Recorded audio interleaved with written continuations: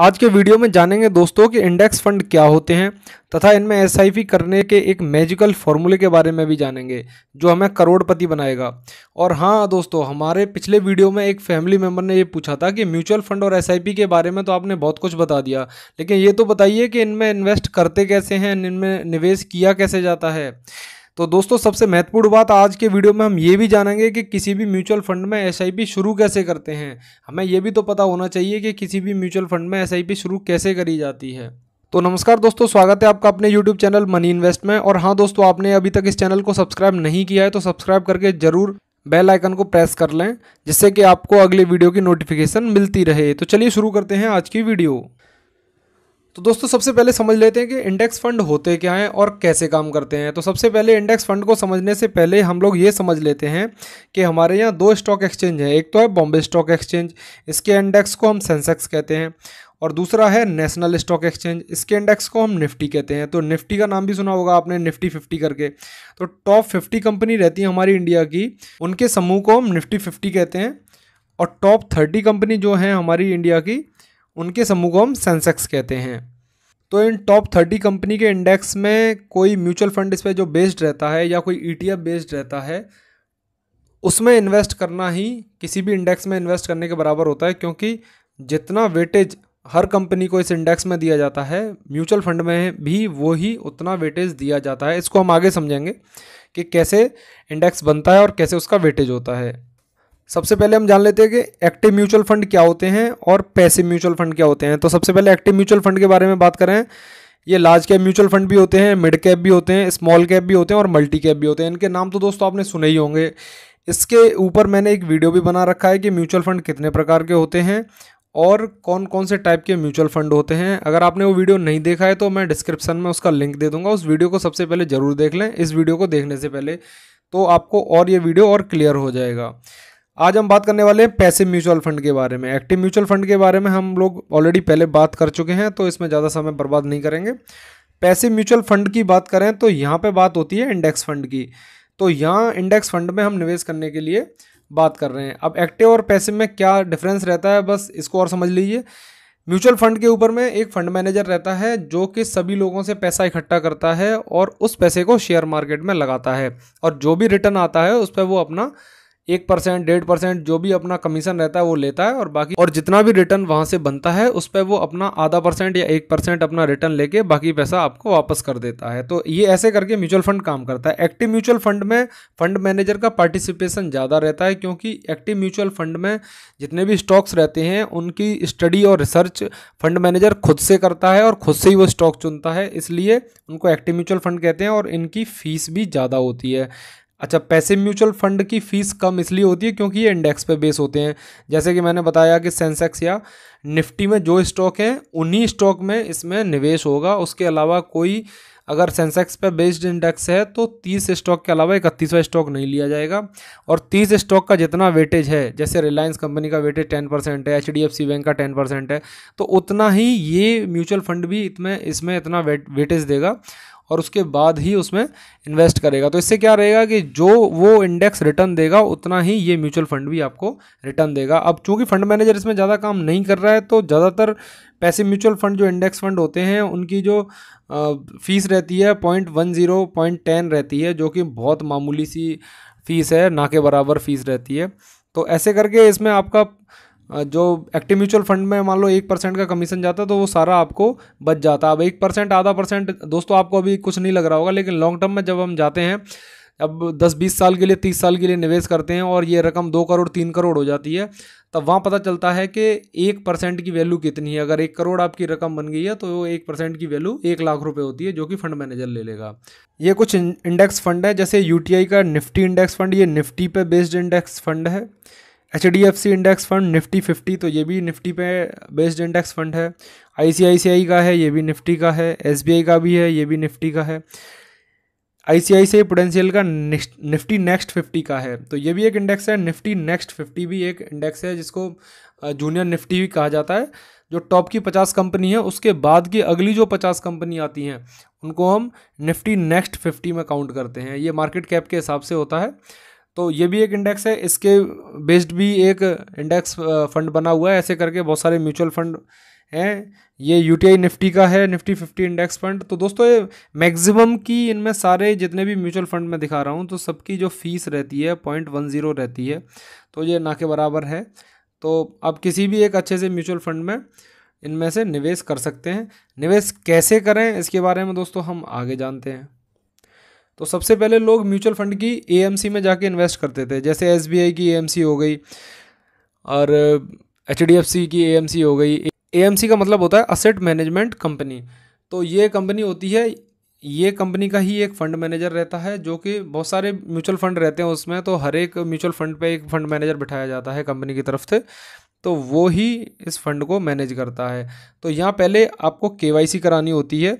पहले ये ऑफलाइन होती थी, थोड़ा सा प्रोसेस लंबा होता था, जो 2-4 दिन लग जाते थे कार्वी और कैम्स की वेबसाइट में जाके, या फिर वहाँ से ऑफलाइन निकाल के फिर आपके सारे डॉक्यूमेंट लगा के फिर इसको कैम्स की ऑफिस में जमा कराना पड़ता था, तो बहुत ज़्यादा झंझट थे। आज भी आप चाहो तो ऑफलाइन करा सकते हो म्यूचुअल फंड एएमसी में जाके, या फिर कार्वी या कैम्स की वेबसाइट पर जाके, तो वहाँ से भी जाके आप अपनी केवाईसी करा के और उसके बाद किसी भी म्यूचुअल फंड में आप इन्वेस्ट कर सकते हो। अगर आप मान लो एक्सिस की एएमसी में जाके म्यूचुअल फंड खरीद रहे हो तो एक्सिस के म्यूचुअल फंड ले सकते हो, एचडीएफसी के ले सकते हो। आपको एक बार केवाईसी कराना ज़रूरी होता है। लेकिन दोस्तों आजकल तो म्यूचुअल फंड में और स्टॉक्स खरीदना बहुत ज़्यादा आसान हो गया है, क्योंकि बहुत सारे डिस्काउंट ब्रोकर आ चुके हैं आज की डेट में, जो कि ना की बराबर चार्ज करते हैं आपको, और आप घर बैठे ही आज 5 मिनट में अपना अकाउंट ओपन कर सकते हैं। दोस्तों ये कोई स्पॉन्सर्ड वीडियो नहीं है, मैं आपको पहले बता दूं, लेकिन आपने पूछा था कि हम कैसे शुरू करें, तो मैं आपको सबसे आसान तरीका बता रहा हूं। आप यहाँ पे ग्रो के थ्रू भी ओपन कर सकते हैं, ज़रोदा के थ्रू भी ओपन कर सकते हैं, अपस्टॉक के थ्रू भी ओपन कर सकते हैं।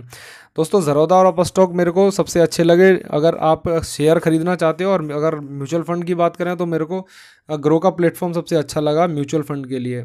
तो आप इन तीनों में से, मेरे हिसाब से तो तीनों बेस्ट हैं, किसी में भी अपना केवाईसी करके आप यहाँ से अपना म्यूचुअल फंड स्टार्ट कर सकते हैं, खरीद सकते हैं और बेच भी सकते हैं। विद इन फ्यू सेकंड आप खरीद सकते हैं, विद इन फ्यू सेकंड बेच भी सकते हैं। तो मैं तो ये कहूँगा दोस्तों कि आप बेचें नहीं इसको, 15-20 साल तक यहाँ पे इन्वेस्ट करें, जिससे कि आपको एक वेल्थ बने, अच्छी वेल्थ बने। अगर आपके पास में ज़रोदा, अपस्टॉक या ग्रो का डीमेट अकाउंट नहीं है तो लिंक मैं डिस्क्रिप्शन में दे दूँगा, आप यहाँ से जाके भी लिंक पे क्लिक करके भी आप अपना अकाउंट खोल सकते हैं और अपना म्यूचुअल फंड में स्टार्ट कर सकते हैं। अब बात आती है दोस्तों उस फार्मूले की, जिस फार्मूले की बात कर रहा था मैं, कि वो मैजिक फार्मूला क्या है जिसमें इंडेक्स फंड में निवेश करके हम ज़्यादा से ज़्यादा मुनाफा पा सकते हैं। सबसे पहले तो बात कर लेते हैं कि इंडेक्स फंड में हम कैसे कैसे निवेश कर सकते हैं। एक तो म्यूचुअल फंड का माध्यम बता दिया जो मैंने आपको अभी बताया। दूसरा ETF रहते हैं। ETF का फुल फॉर्म होता है एक्सचेंज ट्रेडेड फंड। तो ये दोस्तों जब मार्केट खुलता है, शेयर मार्केट, उसी दौरान आप इसमें खरीद सकते हो, और मार्केट बंद होने के बाद इसमें खरीद बिक्री नहीं कर सकते हो। लेकिन हाँ, म्यूचुअल फंड में आप अपना पैसा लगा सकते हो, लेकिन इसमें भी जब मार्केट खुलेगा तभी आपका ऑर्डर एग्जीक्यूट होता है। तो लेकिन आप पैसा लगा के छोड़ सकते हैं इसमें, लेकिन ETF में आपको जब मार्केट खुलता है तभी आप उसमें खरीद सकते हो, बेच सकते हो। अच्छा, इसका फ़ायदा घाटा क्या है? अगर मान लो म्यूचुअल फंड में आज 200 पॉइंट मार्केट गिरी है, लेकिन ड्यूरिंग द मार्केट मान लो 400 पॉइंट गिरी थी, तो 400 पॉइंट पे आप ETF में खरीद सकते थे उसी समय, दैट पर्टिकुलर टाइम।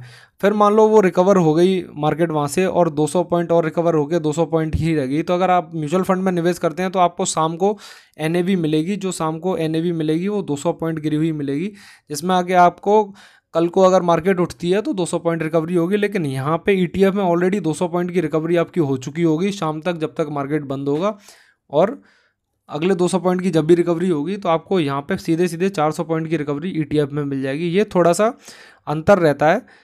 इसी के बारे में मैं बात कर रहा था कि मैजिकल फार्मूला क्या है।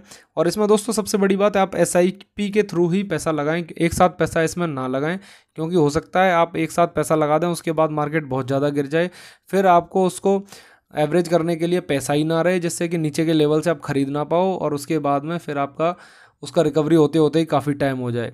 तो ऐसा दोस्तों ना करें, SIP करते रहें अपना मंथली, और जब मार्केट ज़्यादा गिरता है उस समय पर थोड़ी सी ज़्यादा खरीदारी करें। तो इसके लिए दोस्तों आप ऐसे समझें मार्केट को, मार्केट ऐसे वॉलेटाइल होके चलता है, तो ऑलरेडी ये जा तो ऊपर की तरफ ही रहा है, अगर आप देखेंगे तो ऊपर की तरफ ही जा रहा है। लेकिन सपोज़ करो आपने यहाँ पे एक बार परचेजिंग कर लिया है, तो जब मार्केट नीचे आ रहा है, हमें नहीं पता कितना नीचे आएगा, तो यहाँ आ रहा है तो यहाँ पे भी एक बार फिर परचेजिंग कर लो। अगले महीने में सपोज करो यहाँ पे आ गया तो यहाँ पे और परचेजिंग कर लो। तो यहाँ पे जैसे मान लो आपका 5,000 रुपये का ऐसे ही भी चल रहा है, तो यहाँ पे 5,000 से थोड़ा सा ज़्यादा लगाओ आप, यहाँ पर 10,000 लगा दो, और गिरता है तो यहाँ पे 15,000 लगा दो, और जब ऊपर जाता है तो फिर अपना 5,000 का नॉर्मल एसआईपी रखो। इससे क्या होगा, जैसे ही आपका ये डाउन साइड आता है वैसे आपकी एवरेजिंग ज़्यादा होगी दोस्तों नीचे की तरफ। अब नीचे की तरफ एवरेजिंग होगी तो जैसे ही ये ऊपर की तरफ जाएगा आपके पैसा को यहाँ पे डबल या ट्रिपल करके बढ़ा के लेके जाएगा, क्योंकि उसकी एवरेजिंग नीचे हुई है तो एनएवी की यूनिट्स आपको नीचे अलॉट होंगी। तो एनएवी की जितनी नीचे अलॉट होंगी यूनिट आपको, उतना ज़्यादा आपको रिटर्न मिलेगा लॉन्ग टर्म में। तो ये मैजिकल फॉर्मूले को आप याद रखें। नॉर्मल एसआईपी तो आपकी चल ही रही है, लेकिन अगर आप थोड़ा सा भी मार्केट को ट्रैक करते हैं तो आप ये देख लें, जब भी मार्केट थोड़ा सा ज़्यादा गिरता है, 500 पॉइंट 1000 पॉइंट जब भी गिरता है, तो आप उसमें अपना एसआईपी को थोड़ा सा बढ़ा के लगा सकते हैं, अपने पैसा को थोड़ा सा डबल भी कर सकते हैं जब आपको ऐसा लगता है कि हाँ भाई मार्केट थोड़ा सा ज़्यादा करप्ट हो गया है। तो इस फॉर्मूले को अगर आप यूज़ करें तो आप लंबे समय में यहाँ से करोड़ों रुपये कमा सकते हैं। दोस्तों यहाँ मैं आपको एक चीज़ बता दूं कि सेंसेक्स ने अब तक लगभग 14% के आसपास, 14 से 15% के आसपास उसने एवरेज करके रिटर्न दिया है।